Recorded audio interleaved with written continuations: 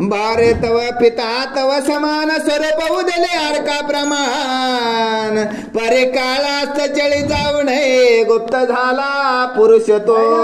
मला आठवण झाली तुझ्या असणाऱ्या या देहाकडे पाहिल्याबरोबर तुझ्या वडिलांची आठवण झाली आणि वडिलांची आठवण झाल्याबरोबर तुझ्यापेक्षा तेज पुंज अशा प्रकारचं तेज असणारं सूर्यासारखं तुझ्या वडिलांचं होतं बाबा. पण काळानं एका क्षणामध्ये होतं ते नाहीस केलं, अग्नीनं गिळून टाकलं. असं तुझ्या देहाचं होऊ नये म्हणून मला या ठिकाणी मनामध्ये तळमळ वाटली आणि दुःख झालं. बरं आहा पार तो स्वरूपापती अंती शेवटी वनवाळ संधी पळा पडता बारे विशाळ बुद्धी भस्म झाला क्षणांतरी. अशा प्रकारचं असणारं काळाचं ज्या वेळेस असणारं काळाच्या जबड्यामध्ये असणारं आणि तो पडला म्हणले वडील तुझा आणि त्यावेळेस होतच नव्हतं अशा प्रकारे असणारा जळून खाक झाला. बरं असती जाळल्या काष्टा समान लोम दाईले उजेवते तृण मास स्नेहाचे होऊन या शोषण स्वरूपाते लोप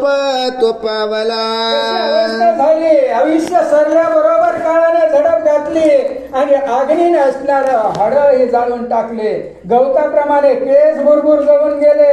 असं तेज असणारे सर्व शरीर त्या ठिकाणी नाहीस होतं ते संपून गेलं आणि तसं संपू नये असंच माझ्या मनाला वाटतं म्हणून मला या ठिकाणी दुःख झालं असं मैनावती बोलते. तव त्या भयाची हुडहुडी मोठी बारे मजे उदेली पोटी तुझे स्वरूप पाहता दृष्टी भयाते उठी उठावे. प्रत्यक्ष अनुभवाला आलेला घडलेली गोष्ट माझ्या आणि नजरेसमोर उभा टाकली वर आणि तुझा देह असणारा त्या ठिकाणी तसाच तेजस्वी दिसला आणि या देहाचं देखील एक दिवस आयुष्य संपलं की असंच होईल यामुळे मला असणारं दुःख वाटलं. मैनावती बोलू लागली. बारे कृतांत मही विकारे दुषदूषित वारे टपून बैसला जैसा मांजरे मुशकाते उचलावया. हे गोपीचंद अरे बाबा हा काळ कसा आहे प्रखर अशा प्रकारचा असणारा जसा मांजर त्या असणाऱ्या उंदराला धरण्यासाठी पकडण्यासाठी आणि सारखी टपून बसलेली तसा काळ असणारा आयुष्य कधी संपतं या देहाला कधी मी घेऊन जाऊ शकतो किंवा याचा असणारा आत्मा कधी माझ्या ताब्यामध्ये येईल हेच असणारं पाहत राहतं म्हणले. जैसा व्याघ्र जपे गाई की मी नव्याची बगळा प्रवाही तैसे जगात तन्मय कृतांत हरी नटलासे. अरण्यामध्ये गाईला पकडण्यासाठी वाघ जसा असणारा जपून बसलेला आहे किंवा असणारा नदीच्या प्रवाहामध्ये बगळा जसा मासे खाण्यासाठी टपून आहे तसा काळ असणारा प्रत्येक मानवाचं आयुष्य संपल्याबरोबर नेण्यासाठी टपून बसलेला आहे म्हणले. तरी तो व्याघ्र ऐसा सबळ जिंकू येऊ जावा पिंजरा मिळे बारे तय भयाचा वडवा नळे मग स्पर्शनार नाही ध्याते. असणारा त्या ठिकाणी वाघाला जसं पिंजऱ्यामध्ये पकडलं जातं तसंच या काळाला देखील आपल्या पिंजऱ्यामध्ये पकडून ठेवावं असं मला वाटलं म्हणून माझ्या असणाऱ्या मनामध्ये ही भावना असणारी आणि उदेली तुझा देह बघून आणि मनामध्ये तळमळ वाटली. बरं बारे विकार डंकी दुःख त्याची वेचल्या सकळ सुख कंठी धरली असं सकळ वृक्षस वेदना ते मिरवेना. चावल्यानंतर असणार कशा वेदना होतात पण तोच विंचू जर चावण्याच्या अगोदर आपण त्याच्या नांगीला पकडलं तर तो काहीच करू शकत नाही. अशा प्रकारे करावं म्हणून त्या विंचवाची नांगी पकडल्याप्रमाणे काळाला पिंजऱ्यामध्ये असणारं अडकवावं असं मला वाटतं असं मैनावती बोलते. आयशे परे रचून या युक्ती सकळ हरवले कृतांत गती व्यर्थ शरीराची माती करू नये जन्मल्याने. अशा प्रकारचा असणारा या काळाच्या तावडीमध्ये सापडू नये या काळाला असणारं पिंजऱ्यात बंद करावं आणि म्हणून अशा प्रकारच्या असणाऱ्या ज्या देहाला आलेल्या शरीराची व्यर्थ माती करू नये बाबा असं मैनावती असणारे पुत्र आणि या गोपीचंदाला त्या ठिकाणी बोलून दाखवू लागले. आपण आपले पाहावे हित सारा सार नर देहात पाहे वश करून या रघुनाथ चिरंजीव झाला बिभीषण झालेला आहे आणि त्या पद्धतीने असणार आपण आपलं हित त्यामध्ये बघितलं पाहिजे. नरदेहाला आल्यानंतरच आपलं फक्त हित करता येतं, इतर देहामध्ये हित करता येत नाही, असं मैनावती या गोपीचंदाला सांगू लागले. पाहणार देव वैश्व कैसा विष्णू आराधी नर वेशा, तो श्री गुरु वरद देशाय अमरपणी मिरवला. असं जर करायचं असेल, आपलं जर हित आपल्या त्या ठिकाणी नरदेहाला आल्याचं सार्थक त्या ठिकाणी प्राप्त करायचं असेल तर सद्गुरू असणारा त्या ठिकाणी प्राप्त झाला पाहिजे. कुणीतरी सद्गुरूला शरण गेलं पाहिजे, त्याचं ज्ञान आपल्याकडे घेतलं पाहिजे आणि चिरंजीव पदापर्यंत असणारं जाण्याचं ज्ञान त्या ठिकाणी प्राप्त करून घेतलं पाहिजे, असं मैनावती गोपीचंदाला बोलते. त्याची नारदासी कृपा गहन बोलला, श्री व्यासमय कारण तेने पिकले ब्रह्मपण सुख महाराज तिसरा.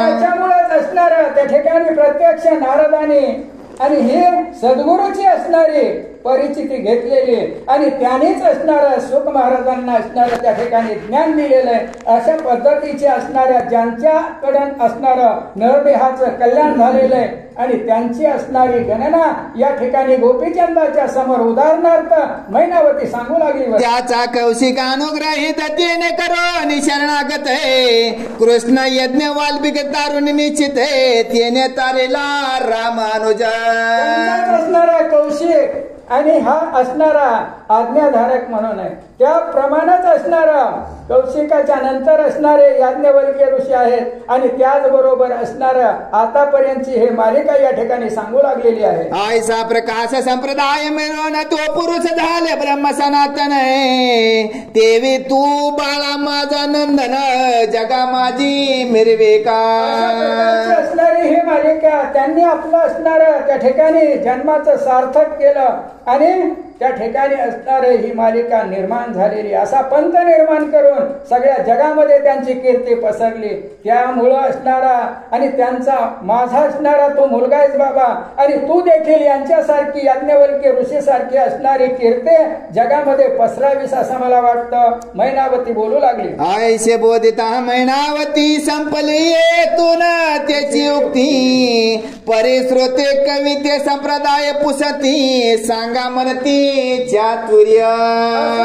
मैनावतीची असणारी जी सुचवायची वृत्ती होती ही पूर्ण झाली, मनाची इच्छा संपली आणि मग तिची युक्ती तिथून पुढे बंद झाली म्हणले. आणि मग असणार या ठिकाणी श्रोते असणारे चतुर असतात, ते म्हणले इथपर्यंतच या असणाऱ्या जी की असणारी कुणी अनुग्रह कुणाला दिला, कुणी अनुग्रह कुणाला दिला या संप्रदायाची असणारी पंगत सांगितली म्हणले, लाईन सांगितली, पण इथून पुढचं असणार का गुपित ठेवलं ते आम्हाला ऐकावं वाटतंय. असे श्रोते या ठिकाणी प्रश्न करतात, कवी करते त्यांना काय उत्तर देतात. ऐसा प्रश्न कवी पाहून सांगे संप्रदाय पूर्ण आहे, रामानुजापासून योग्य संत पै झाला. यांचं उत्तर असणार देण्यासाठी कवी करते म्हणतात रामानुजापासून असणारा योग्यानंद अशा प्रकारचा शिष्य निर्माण झाला. तयापासून मुकुंदराजाचा जय तपाल भोज, जय तपालाचा धर्मानुजय बोधल्या दिक पै त्यांचे. मुकुंदराजाचा असणारा शिष्य जयपाल आणि जयपालाचा असणारा आतापर्यंत जे काही बोधल्याधिक असणारे आणि यांच्यापर्यंत असणारा हा अनुसंधान यांचा असणारा जो काही ज्ञानाचा दिवा आहे तो इथपर्यंत पोहोचलेला आहे. या परे द्वितीय संप्रदाय माता सुद्धा ते लोटे बोध प्रवाही, ओमेने आराधुनिया शिव गोस्वामी चैतन्य संप्रदाय मिरवला.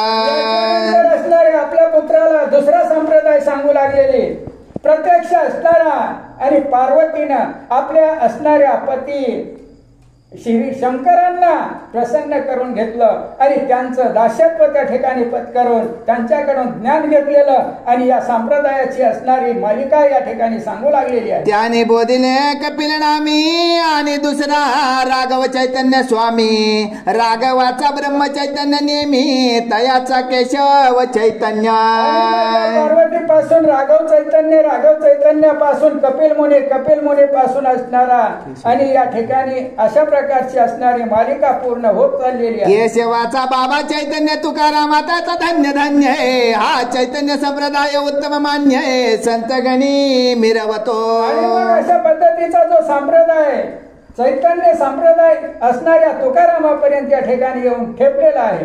या परी तिसरा संप्रदाय महाश्रेष्ठ म्हणती स्वरूपमय पतरे प्रथम बोधिला कमलोद्भव हंसरूपे श्री विष्णूने. तिसरा संप्रदाय असणारा प्रत्यक्ष हंसरूपाने असणारा श्री विष्णूने निर्माण केलेला आहे आणि त्याची मालिका सांगू लागले. बरं, ते विधीचे सकळ हित आत्रीने घेतला सकळ पंथ आत्रे पासून झाले दत्त तयापासून नाथ सकळ. सांगितलेला संप्रदाय म्हणजे अत्री ऋषी. अत्री ऋषीला असणारं ज्ञान दिला. अत्री ऋषी पासून असणारे दत्तगुरु झाले आणि दत्तगुरु पासून हा नाथपंथ असणार आले. या परे संप्रदाय पाहे चौथानंद माहिती आहे सूर्यापासून यज्ञवाद्य पाहे ब्रह्म व्यक्ता मिरवला. असणारा चौथा एक संप्रदाय म्हणजे सूर्यापासून निर्माण झालेला याज्ञवल्की आणि हा असणारा ब्रह्मवेत्ता त्या ठिकाणी निर्माण झाला. बरं, तयापासून सहजानंदाचा कुर्म अवतार प्रसिद्ध आहे. कुर्माचे उपदेशले ब्रह्मानंद आहे ब्रह्मानंदाचा योगानंद के.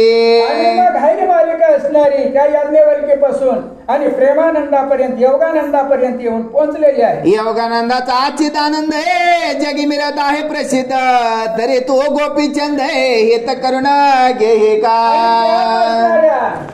संप्रदायामध्ये असणारा जो चिदानंद अशा प्रकारचा असणारा आणि या ठिकाणी जन्माला आलेला आहे आणि त्यांच्याकडून असणारा त्या संप्रदायामध्ये हे गोपीचंदा तुझं हित तू करून घे असं असणारी मैनावती सांगू लागली. बरं, तेने करुणी अमरपणी जग मिरविते महाप्राज्ञी यास्तव बारे माझे नयनी अश्रू लोटले तुझ लागे.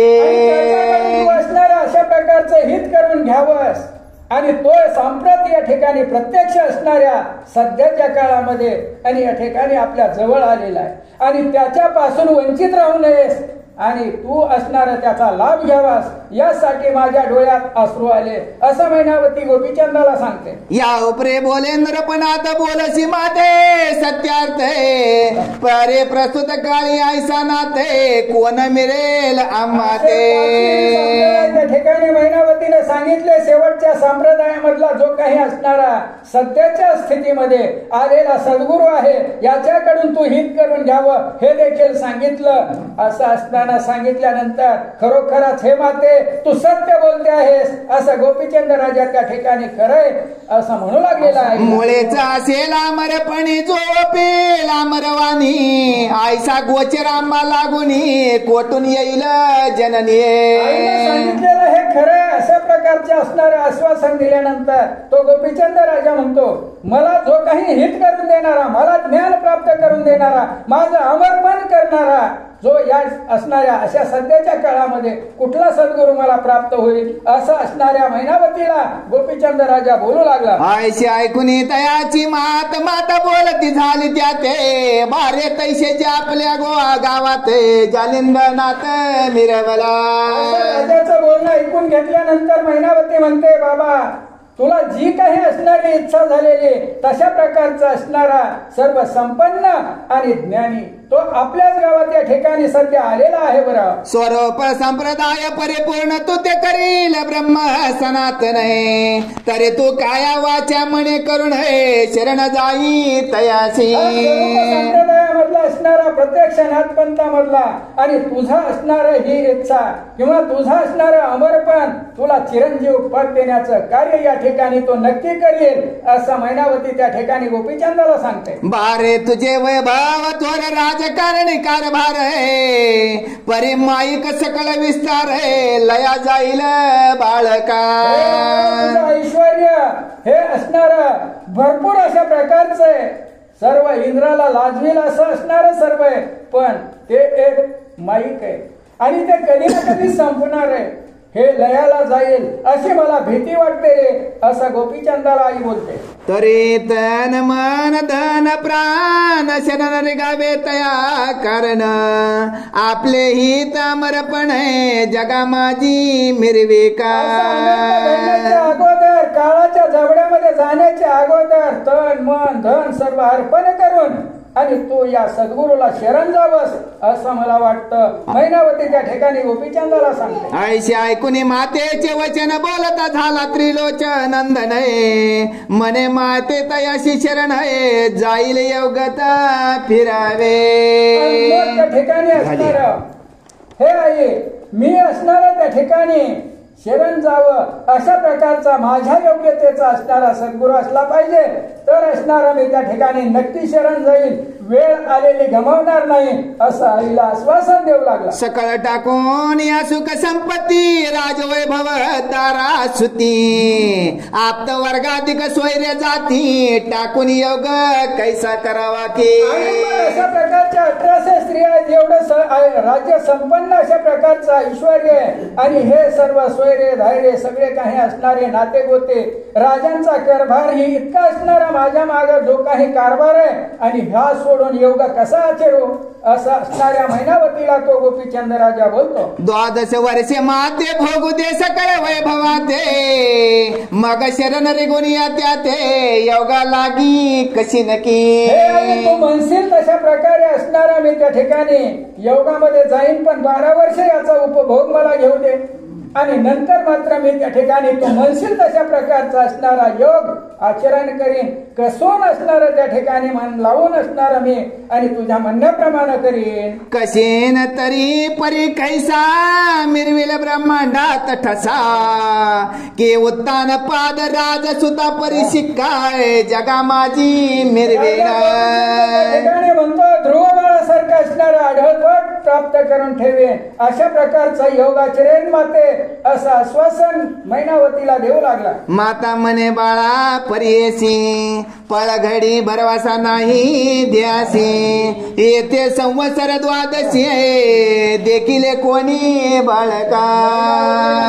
बाळा हे पुत्रा, अरे एक क्षणाचा भरवसा नाही माणसाचा, कधी काळ येईल हे सांगता येत नाही आणि तू तर 12 वर्षाचा काळ सांगतो, मग त्यामध्ये कधी घालेल आणि कधी हे असणार नाहीच होईल हे कसं सांगता येईल बाबा. चित्त वित्त आणि जीवित्व आपले अचल नव्हे अशाश्वत ठेले, क्षणिक काय होईल न कळे क्षणभंगुर वर्तत असे. मैनावती सांगू लागलेली माणसाचं चित्त कधी स्थिर राहू शकत नाही, कधी कुठं जाईल हे सांगता येणार नाही आणि वित्त आज हाय तर उद्या नाही ते देखील असणार टिकाव नाही म्हणले आणि तसंच असणार प्राण देखील असणार या ठिकाणी राहू शकत नाही, कधी जाईल कधी नाही हे काहीच माहित नसतं म्हणले. याला आश्वासन 12 वर्ष 2 दिवस आणि 4 घंटे हे कधीच सांगता येणार नाही, त्याच्या आतही जाऊ शकतात. त्याच्यामुळे असणार बाबा हे काही बोललेलं सत्य होऊ शकत नाही. बरं बारे उदकावरील बुडबुडा कोण पाहिला शाश्वत झाडा, वंद्या पुत्र्याला घेतला वाडाय मृगजळ केमी तुरशात. हे बाबा पाण्यावरला बुडबुडा आणि होता हे कसं शक्य सांगता येईल म्हणले. दिसूस तर मावळून जातो, मग कसं काय बुडबुडा होता असं सांगता येईल. किंवा असणार अशा प्रकारे जे काही मृगजळ दिसतंय उन्हाळ्यामध्ये आणि पाण्याप्रमाणे समुद्र असल्यासारखं वाटतंय म्हणले, पण त्याला जाऊन असणार कुणी तृप्त होतं का. किंवा असणार या ठिकाणी असणार जो की वंद्यापुत्र आहे आणि त्यानं असणारा एखादा वाडा घेतला किंवा प्रपंच केला हे कधी सत्य होऊ शकतं का. नाही, तर त्याप्रमाणे असणार हे आहे बाबा असं मैनावती सांगते. तेवे बारे सहज स्थिती बोलता नये अशाश्वती, स्वप्न प्रवाही इंद्रपदासी भोगिती खरे न मानावे. शाश्वत काहीच नाही म्हणजे अशाश्वत अशा प्रकारचं असणार सर्व माईक आहे.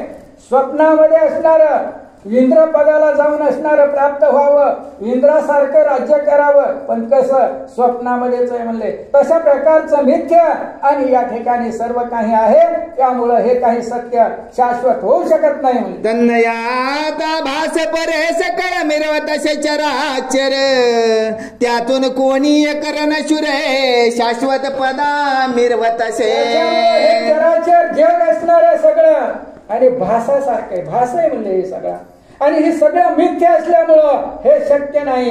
यातून कुणीतरी असणारा एखादाच बोटावर मोजणं इतका आणि आपलं हित करून आणि त्यानं असणारं याचं सत्य करून दाखवलं अशा प्रकारे मैनावती त्या ठिकाणी गोपीचंदाला बोध करते. शुक्र दत्तात्रेय कपिल मुनी व्यास वशिष्ठ हे मंडणी प्रल्हादिक भागवत धर्मी आयशे कोणी निवडिले. कमी लोकांनी या ठिकाणी असणारं स्वतःचं हित करून अढळ पद प्राप्त केलेलं आहे किंवा चिरंजीव पद प्राप्त केलेलं आहे. अशा प्रकारे मैनावती असणारी बऱ्याच असणाऱ्या साधू संतांची ऋषीमुनींची असणारी नावं त्या ठिकाणी सांगू लागलेली आहेत. नाहीतरी हात थोडी सकळ बांधिली प्रपंच बेडी परिय मारायाच्या राक्षसवाडी एक सरा कोंडिली. शुक्राचार्य सारखे किंवा दत्तगुरु सारखे कपिल मुनी सारखे थोडेसे होतात म्हणजे बोटावर मोजल्यासारखे नाही तर सगळे असणारे या प्रपंच बेडीमध्ये बांधले गेले आणि त्यामध्येच नष्ट होतात अशी मैनावती त्या ठिकाणी बोलते. आयसा बोध माता करीत लुमावंती तयाची कांता आहे गुप्त वेश श्रवण करीत आहे हाय हाय म्हणत असे. असणारा त्या ठिकाणी बोध चालू होता बोलणं चालू होतं पण लुमावंती मुख्य असणारी राणी या राजाची गोपीचंदाची कवडाची आडोबा टाकून सर्व काही आई काय असणाऱ्या गोपीचंदाला बोलते हे ऐकत होती. म्हणजे अकल आयसा बोल करुणिया म्हणून बारे सांगते तुझं शाश्वत नव्हे काळ समस्त कोणे घडी घडेल केवताय अक्कल कळा कळेना. बाबा आताची आता असणार कोण कधी काय येईल आणि घाला घालेल हे सांगता येत नाही. अक्कल कळा ही असणारी कुणाच्या आणि माहितीच नाही म्हणले किंवा कुणालाही कळू शकत नाही.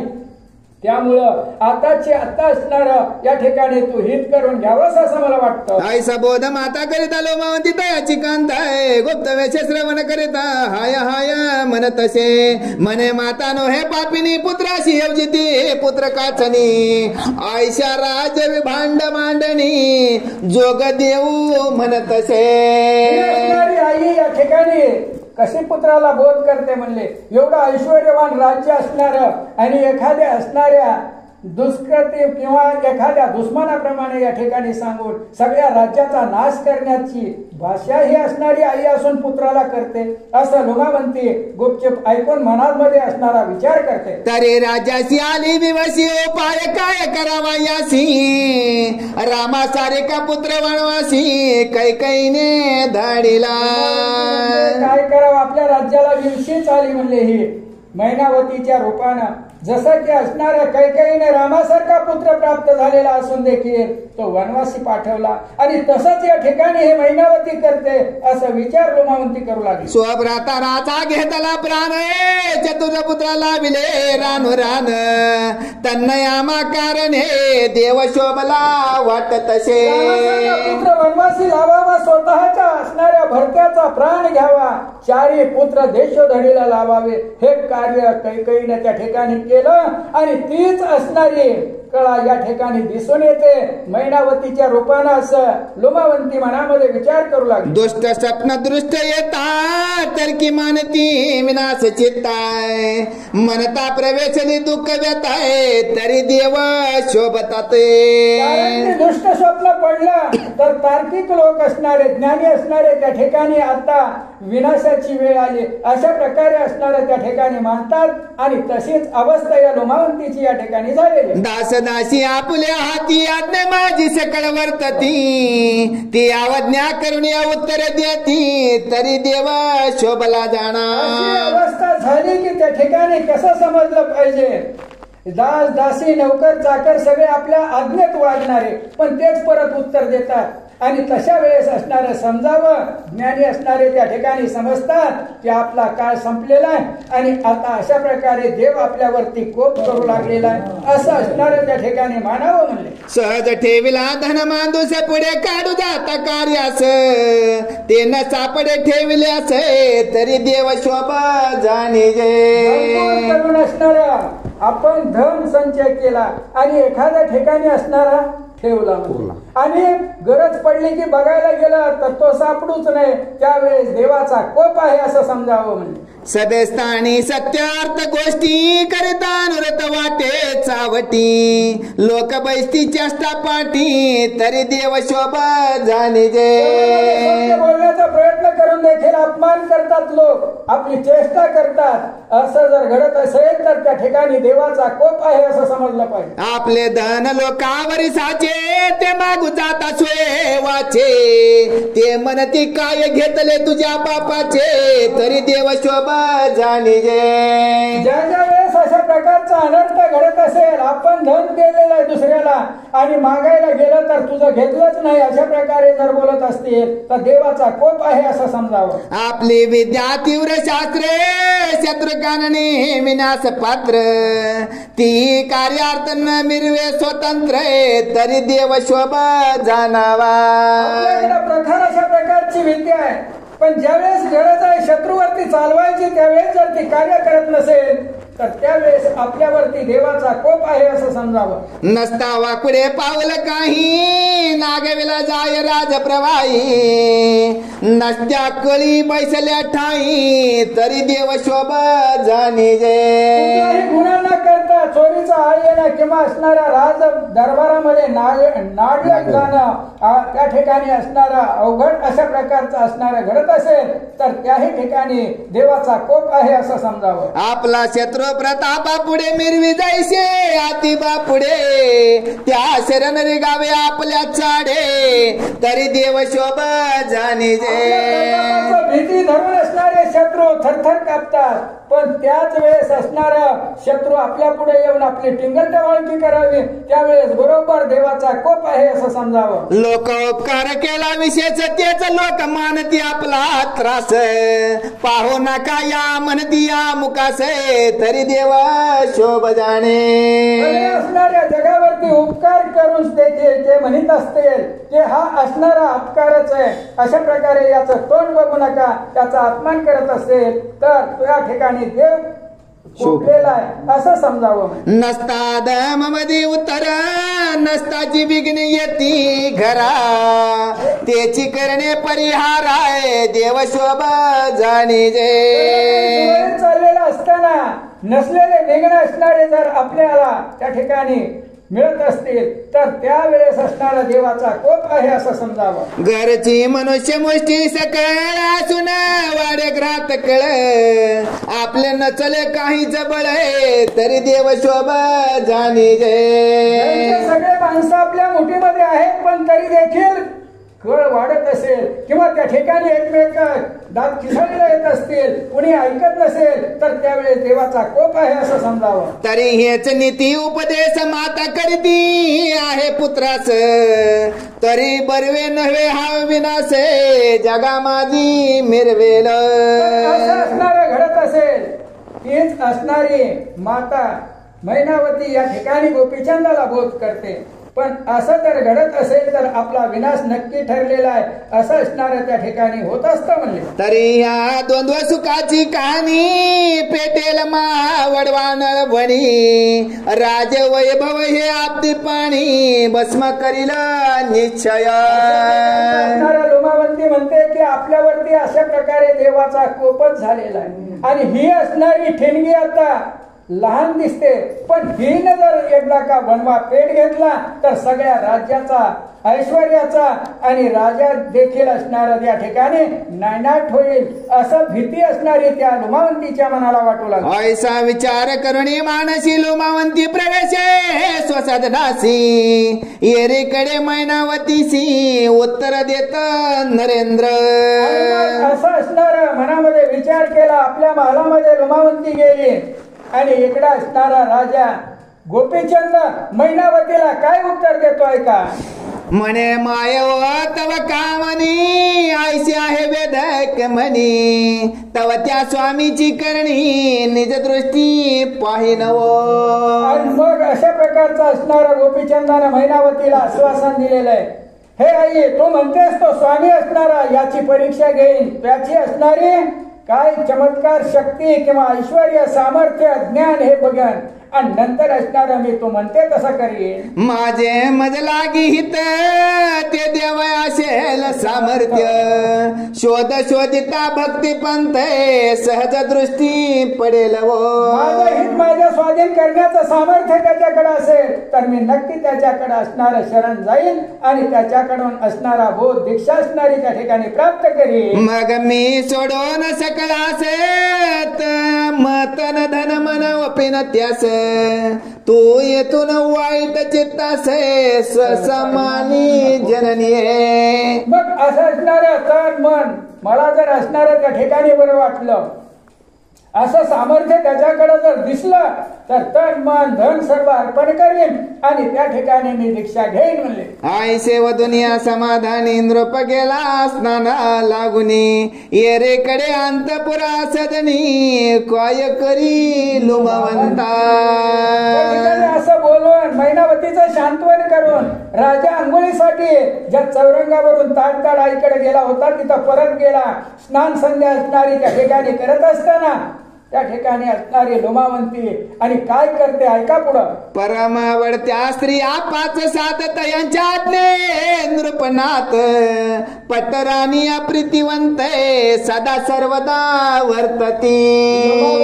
5-7 असणाऱ्या राण्या ज्या की राजाला आवडतात आणि राजा त्यांचं ऐकतो अशा प्रकारच्या असणाऱ्या जवळ बोलून घेतल्या. काय सांगते ऐका. तयांशी पाठवून या परिचारिका बोलाविल्या सदविवेका त्यात लोमावंती मुख्य नायिका आहे पट्टराणी रायाची. पाठवून त्या 5-7 राण्यांना असणाऱ्या आवडत्या राजाच्या बोलून घेतल्या आणि त्यांना असणार ही लोमावंती त्या ठिकाणी प्रत्यक्ष मुख्य आणि ती पट्टराणी काय सांगते ती ऐका. वेगे मांडून या कनकासन बैसविल्या प्रीती करण तांबूला अधिक पुढे ठेवून वृत्तांत सांगे रायाचा. दाशांनी त्या राण्याला असणार त्या ठिकाणी आल्याबरोबर आसन बसायला दिलं. लुमावंतीनं त्यांचा आदर आतिथ्य सत्कार असणारा केला आणि पुढे सांगायला सुरुवात केली. बाई व बाई विपरीत करणी मैनावती राजजननी विक्षेप पेटला तिचे मणी काय सांगू तुम्हा ते. सांगायला सुरुवात केलं बाई आणि मी असणाऱ्या या ठिकाणी काय विपर्यास मैनावतीनं केलेला आहे ती स्वतःच्या कानाने ऐकलाय आणि ती तुमच्या जवळ सांगू लागलेले असं लुमावंती त्या 5-7 राण्याला बोलते. बरं कोण गावात आला ह्याला जालिंदरायशी म्हणती त्याला त्याचा अनुग्रह देऊन रायाला जोग देऊ म्हणत असे. आणि कोणीतरी एक बुवा आपल्या गावात आलेला आहे जालिंदर अशा प्रकारचं नाव म्हणतात म्हणले त्याला आणि त्याचा असणारा जोग आपल्या राजा गोपीचंदाला देऊ अशा प्रकारचं मैनावतीनं या ठिकाणी बोललेला आहे बोध केलेला मी ऐकला म्हणले. ऐसे वैरी भोगावी माता सुते निश्चय करून केला घटपटीत रायाशी बोधिता श्रवणी माते सकळ झाली ओ बाई. अशा प्रकारचं वैरत्व राजाला असणार राज्याला आपल्या या मैनावतीनं लावलेलं आहे आणि या राज्याची वैरीण अशा प्रकारे झालेली असं असणारा बोध केलेला राजा गोपीचंदाला त्या ठिकाणी त्याचा जोग देऊन वनवासाला पाठवायचंय योगामध्ये सहभागी करायचंय हे मी सगळं काही स्वतः ऐकलं असं लुमावंती राण्याला बोलते. बरं मग राजवैभव सकळ नासेल स्तंभ भंगल्या सदन पडेल मुळेच अर्का लागी गिळेल मग अंधकार सर्वस्वी. आणि मग योग भोगण्यासाठी योग आचरण्यासाठी राजा या ठिकाणाहून गेला की मग राज्य संपल जसं की खांब पडल्या बरोबर घर ढासळत आणि तीच अवस्था या ठिकाणी होईल. लोमावंती त्या राण्यांना बोलते. मग आपण अष्ट विशंती सती असून काय करावी मती परचक्र येऊन या सकळ संपत्ती विनाशा ते पावे हो. आणि मग त्यासाठी लोमावंती काय म्हणते मी सांगते ती ऐका म्हणले. कारण की अशा प्रकारे जर जोग घेऊन राजा निघून गेला तर आपण 1800 स्त्रिया असून काय करणार आहे. आपण राज्य सांभाळू शकणार नाही. पर चक्र आपल्यावरती येईल आपलं राज्य तो हिरावून घेईल आणि दुसराच असणारा राजा येऊन राज्य करेल मग आपण असून तरी काय उपयोग आहे म्हणले. परी होते आरती कैसी करावी ती युक्ती सांगावी आधी योजून या सबळमती केल्या कारण मोडावे. असं न घडण्यासाठी काय युक्ती केली पाहिजे काय प्रयत्न असणारा करावा यासाठी तुम्हाला बोलवून घेतलंय म्हणजे. आणि तुम्ही असणार जर तुमच्या मनामध्ये ही योगाला जाण्याची या मैनावतीची जी काही असणारी बोधस्थिती राजाला झालेली ही मोडून काढली पाहिजे किंवा ही हाणून पाडावी. अशा प्रकारचं घडू नये असं काही करता येत असेल तर तो उपाय मला सांगा. आगेवणी म्हणून लहान तो क्षण जाळील सकळ सदन तरी त्या ते करुणीय सिंचन विजुनिया टाकावा. ऐकलं आणि बाया सगळ्या 5-7 आलेल्या राहण्यास शांतच बसल्या आणि लुमावंती म्हणते अगं गपची बसायला तुम्हाला काय झालंय. ही अग्नी असणारी अग्नीची ठिणगी लहान जरी असली तरी लहान म्हणलं ना पाहिजे. एकदा का भडका झाला तर तो असणारा अग्नी आणि आकाशापर्यंत ज्वाळा जातील अशा प्रकारे होईल. सगळं जळून खाक होईल. त्यासाठी लवकरात लवकर विझविण्याचा प्रयत्न करावा. उषा घातला विकार मग सुधन सुख निद्रा केवी येणार विष भेदून गेले जठरे जीवित्व काय वाचेल. एखादा साप घेऊन झोपलं तर झोप येईल का म्हणले सुखी. आणि तशा प्रकारे असणाऱ्या जर पोटामध्ये विष गेल्यानंतर पुन्हा काय उपयोग आहे. प्राण जाणारच आता. अशा प्रकारे असणार जाण्याच्या अगोदरच त्याला अडवलं पाहिजे. विष पोटात जाऊ दिलं ना पाहिजे किंवा उशाला विकार नसला पाहिजे असं लुमावंती त्या राण्याला बोलते. तरे प्रथमची सारासार करुणे मोडावा सकळ प्रकार आयशी बुद्धी रचून या सारे सुख संपत्ती भोगा की. अगोदरच असणार पाणी यायच्या आधी वळण बांधलं पाहिजे असं लुमावंती म्हणते. मग या ठिकाणी उशीर करू नका. काही प्रयत्न काही उपाय असला तर मला लवकर सुचवा. आयशी ऐकून येत याची युक्ती मग तर्क वितर्क करीत त्या युक्ती नाना बुद्धी विलाप दाविती परिनिश्चय घडे कोणाचा. ऐकून घेतला आणि मग प्रयत्नाला लागल्या विचार करू लागल्या आणि मग वेगवेगळ्या स्वरूपाने त्या ठिकाणी गोष्टी आणि या प्रयत्नाच्या सांगू लागल्या. बरं या परे विशाळ बुद्धी युक्ती विचार काढी लुमावंती के ये आरती दिशे मज प्रती सुडाळपणी नेटका. ऐकून घेतले लुमावंतीला एकही पटलं नाही. पण हीच विशाळ बुद्धीची कारण मोठी असणारी विस्तारित हिची बुद्धी ती सांगू लागलेली. मला एक उपाय सुचलाय म्हणले आणि ती मी तुमच्या समोर मांडते. तुम्ही चांगला आहे का वाईट आहे अशा प्रकारे या ठिकाणी सांगा. बरं आपल्या गावात जालिंदर जोगी आहे वैराग्य पर तरे तयाचा पाय करून थोर निर्दळावा सर्वस्वी. मला कशा प्रकारची बुद्धी सुचलेली आणि मला कसा असणारा उपाय या ठिकाणी मनामध्ये आलेला आहे. आपल्या गावात जो जालिंदर आलेला आहे ना तो वैराग्य पर आहे मग सत्य पण आपण त्याला असणार या ठिकाणी नष्ट करण्याचा प्रयत्न केला पाहिजे. निर्दळावा तरी कैशा रीती तयाच्या भक्तीशी मैनावती आहे तरी राजा परती निवेदावे पुढे भावे. आणि कसा संपवायचा तेही मी सांगते म्हणले. आपण असणार या ठिकाणी राजाला कुणाच्याही मालाकडे जर आला तर पहिल्यांदा त्याच्या कानावरती घातलं पाहिजे की मैनावती असणारी त्याच्या भक्तीमध्ये रमलेली अशा प्रकारचं असणार दुष्ट कर्म आणि हे असणार आपण राजाला सांगू. बरं तरी तो तुमचा वसवसा ग्रीवी मिळवत असे भयार्थ फासा म्हणून युक्ती रचली मानस आहे गाडपणी ऐकावी.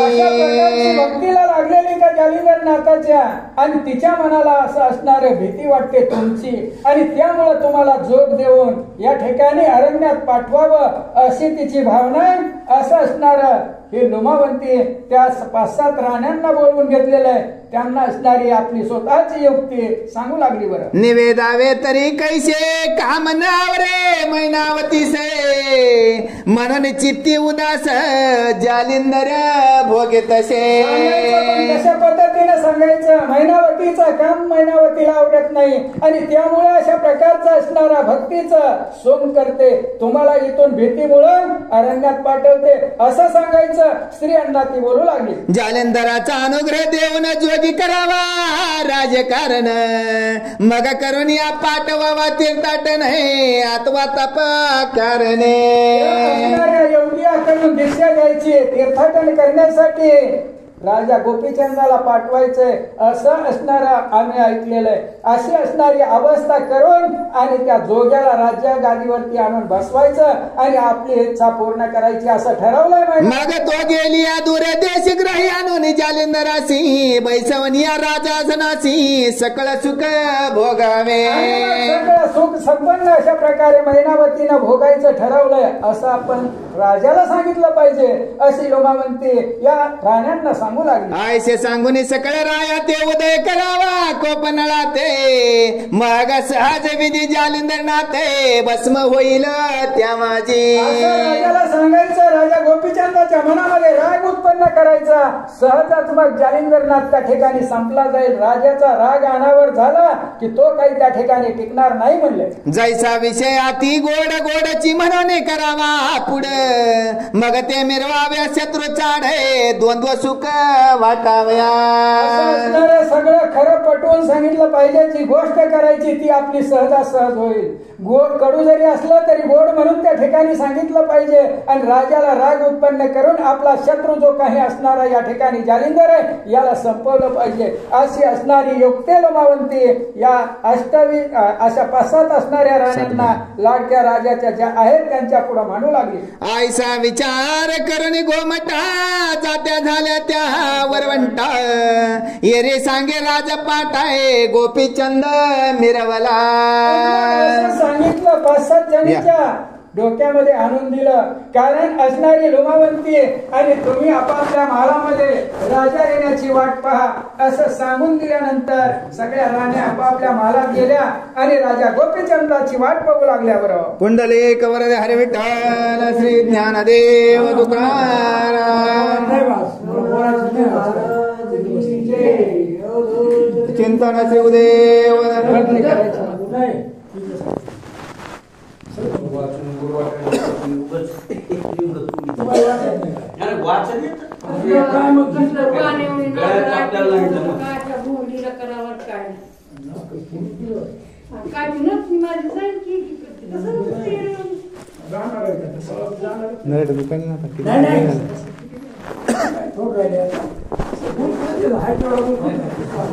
तोंडाला पाणी पाणी देतो.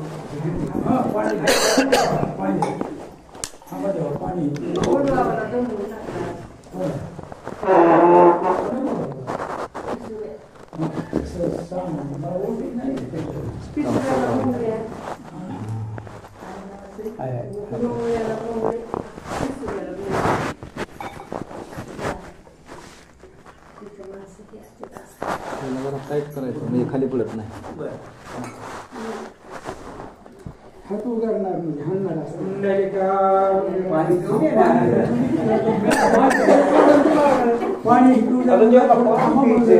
पुंडलिक वरदे हरी विठ्ठल श्री ज्ञानदेव तुकाराम अवधूत चिंतन श्री गुरुदेव दत्त नवनाथ महाराज की जय.